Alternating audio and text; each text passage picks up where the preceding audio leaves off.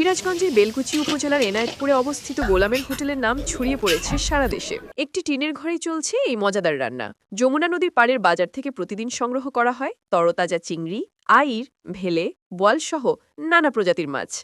তারপর শুরু হয় রান্নার প্রস্তুতি। কাটা হয় পেঁয়াজ, মরিচ, আদা, রসুন সহ নানা উপাদান।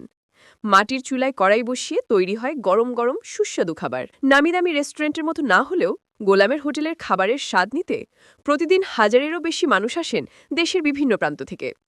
প্রতিদিন দুপুরে হোটেলে পড়ে প্রচুর ভিড়, আর শুক্রবারে থাকে সবচেয়ে বেশি ক্রেতার চাপ।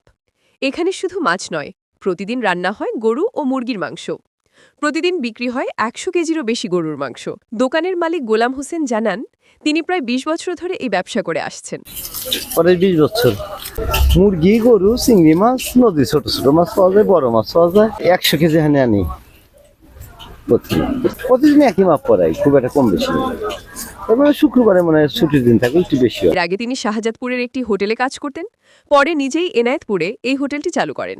আমি আগে মাইসের দোকানের জন্য কাম করছি, হিকিনে তো কিছু এইটাই হিকছিলাম, এটাই আল্লাহ করে খাওয়াই। চিংড়ি মাছ মোটামুটি ভালোই বিক্রি করি, খারাপ না। চিংড়ি মাছ, মুরগিগন তো মুরগি এগুলো বেশি চলে।